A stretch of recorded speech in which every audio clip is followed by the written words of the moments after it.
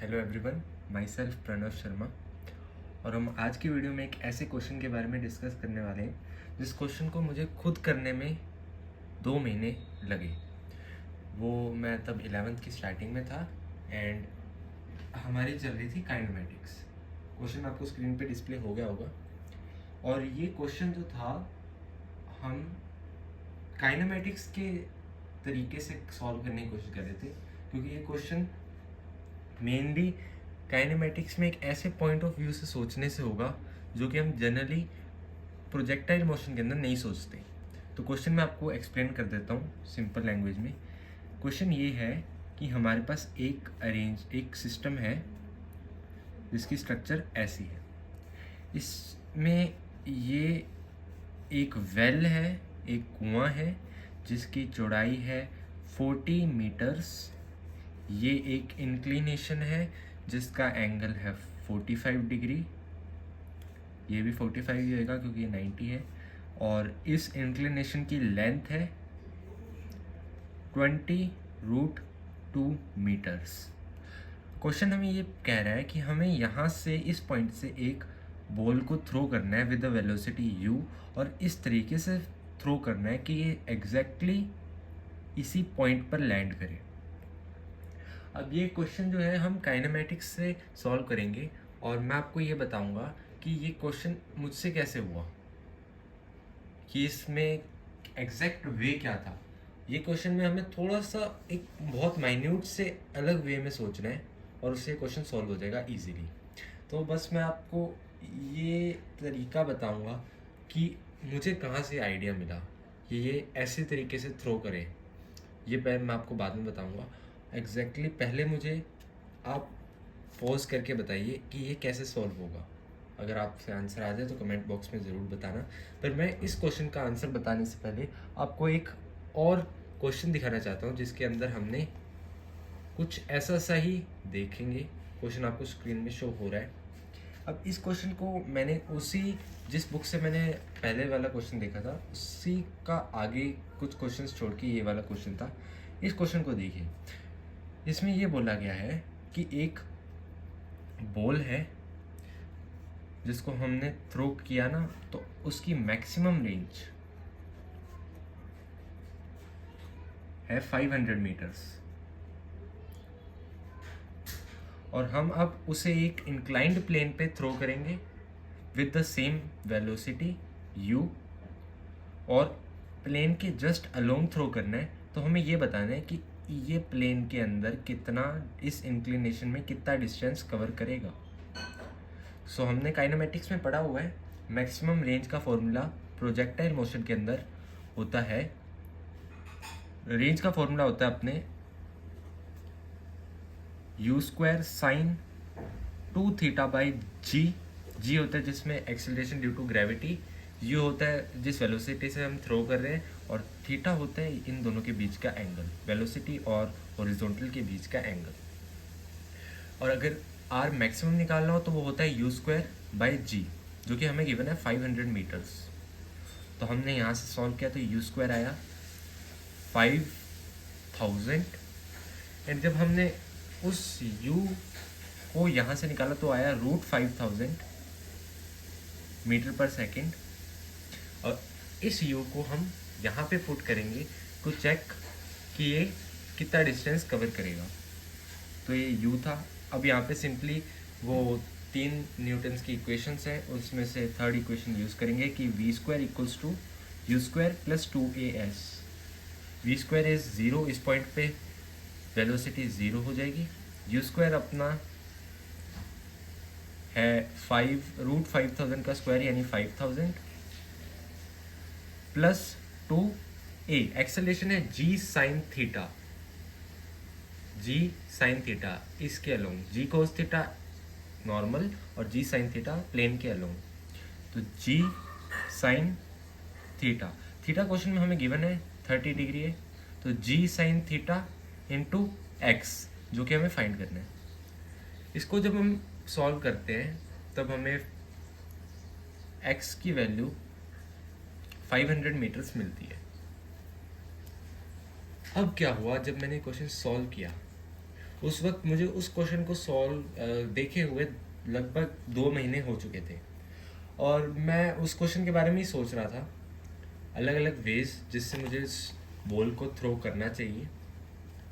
And फिर मेरे दिमाग में आया कि मैं पिछले 2 महीने से इसे इस एंगल से, इस पॉइंट ऑफ व्यू से डायग्राम रफली बनाने में भी गलत तरीके से ड्रॉ कर रहा था, जिसकी वजह से मेरा हर वक्त आंसर गलत आ रहा था। फिर मैंने सोचा क्यों ना हम इसे जस्ट प्लेन के अलोंग u वेलोसिटी से थ्रो करें। तो क्या होगा, तो ये होगा, ये धीरे धीरे मतलब अपनी वेलोसिटी और नॉर्मल मोशन के साथ इस पॉइंट पे आएगा और इस पॉइंट से एक प्रोजेक्टाइल मोशन शो करेगा जिसकी रेंज होगी 40 मीटर। अब यहाँ पे एंगल क्या होगा, जिस वेलोसिटी आएगा वो यही एंगल होगा जिससे ये एंगल था 45 डिग्री, यहाँ से आया। यहाँ पे रेंज है 40 मीटर्स, जिसे अपने सॉल्व करते हैं तो r equals to 2u sine theta cos theta by g, जिसे अपने मैंने ऐसे याद किया था वैसे तो r equals to 2u square sine theta cos theta by, जिसे अपने r equals to u square sine 2 theta by g, जो कि अपने पास गिवन है। इस वेल की चौड़ाई 40 metres equals to 40, theta is 45 degrees, क्योंकि ये एंगल 45 है तो ये इसके एकदम अलॉन्ग ही निकलेगा। तो थीटा 45, 2 थीटा 90 साइन 2 थीटा 1, तो u square equals to 40 into g, यानी u square equals to 400, u equals to 20 metre पर सेकेंड। अब इस पॉइंट के अंदर जो वेलोसिटी थी वो है 20 मीटर्स। यहाँ पे वेलोसिटी u, हमने पॉइंट ऑफ व्यू बदला है, यहाँ से नहीं, जस्ट प्लेन के अलोंग फेंकना है, डिस्टेंस गिवन है। वही equation, third equation, v square equals to u square plus 2as, u हमें गिवन नहीं है, v square equals to 400 equals to u square plus 2 into g sine 45 10 by root two minus का into s distance along inclination, ये है 20 root two से root two. और जब हम इसको सॉल्व करेंगे तो u की वैल्यू हमें आएगी 400 और 40 रूट टू आएगी शायद, 40 रूट 2 मीटर पर सेकेंड। 400 माइनस का यहाँ जाके प्लस 800 को 400 इंटू 2 20 रूट टू मीटर पर सेकेंड। अब ये क्वेश्चन हमने काइनेमेटिक्स से सॉल्व किया। फिर थोड़े टाइम बाद में क्या हुआ, इस क्वेश्चन को सॉल्व करते वक्त हमारा लगभग वर्क पावर एनर्जी चल रहा था, एनएलएम हो चुका था, वर्क पावर एनर्जी चल रहा था, 2 महीने हो गए थे।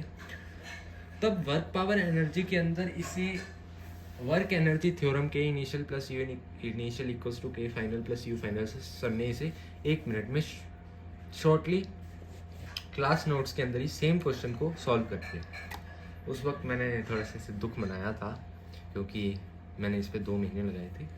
बट इससे अपने क्या सीखते हैं, इससे अपने एक स्पेशल लर्निंग सीखते हैं। पहले तो ये अपने देखेंगे एक इंक्लिनेशन के अलोंग एक लीनियर मोशन और एक projectile motion 1D and 2D का एक बहुत शानदार सा कॉम्बिनेशन है जो कि काफ़ी रेयरली दिखते हैं। मैंने जो बुक सॉल्व करी थी मैंने उसको सारा सॉल्व किया था और उस बुक में इस तरीके से इंक्लाइन प्लेन के अलोंग थ्रो करने के दूसरा क्वेश्चन ही था, एक ये और एक ये वाला। तो इससे हमें क्या पता लगा, एक एडवाइस जो मैं आपको देना चाहूँगा, कभी भी कोई क्वेश्चन आपका डाउट आए तो उस डाउट को कभी इंस्टेंटली नहीं पूछना चाहिए, उस डाउट को एक बार रखना चाहिए मार्क्ड, उस पर सर्कल कर लीजिए और उसे पूरा चैप्टर कंप्लीट हो जाए, जब आप आगे के और क्वेश्चन सॉल्व कर लो तब उसे एक और बार ट्राई करो, तो आपको जब चीज़ समझ आएगी ना तो वो चीज़ आपको याद भी रहेगी। ये क्वेश्चन मैंने 11th की स्टार्टिंग में सॉल्व किया था, अब मैंने 12th ख़त्म कर ली एग्ज़ाम्स भी दे दिए, फ्री हो गया। अभी भी मुझे क्वेश्चन विद डेटा याद है। क्यों? क्योंकि ये क्वेश्चन से मैंने एक चीज़ सीखी थी कि कभी भी डाउट को उस मोमेंट पे सॉल्व मत करो या किसी से सॉल्यूशन मत पूछो। Just leave it for once. एक बार सारे क्वेश्चंस लो, हो सकता है किसी क्वेश्चन के आइडिया से वो आपका क्वेश्चन हो जाए। तो आई होप आप ये चीज़ समझे होंगे। और कमेंट बॉक्स में ज़रूर बताना, जब मैंने आपसे क्वेश्चन स्टार्टिंग में पूछा तब आपसे सॉल्व हुआ था या नहीं हुआ था, और सेकंड क्वेश्चन क्या आपसे सॉल्व हुआ था या नहीं हुआ था। और ये भी बताना कि ये चीज़ आपको कैसी लगी। आप इसे ज़रूर सीखना, बहुत कुछ अप्लाई करना, और चैनल को सब्सक्राइब कीजिएगा ताकि आपको और भी ऐसी ही बहुत सारी लर्निंग्स जो मैंने 2 सालों में सीखी वो आपके साथ शेयर कर पाऊँ। Thank you.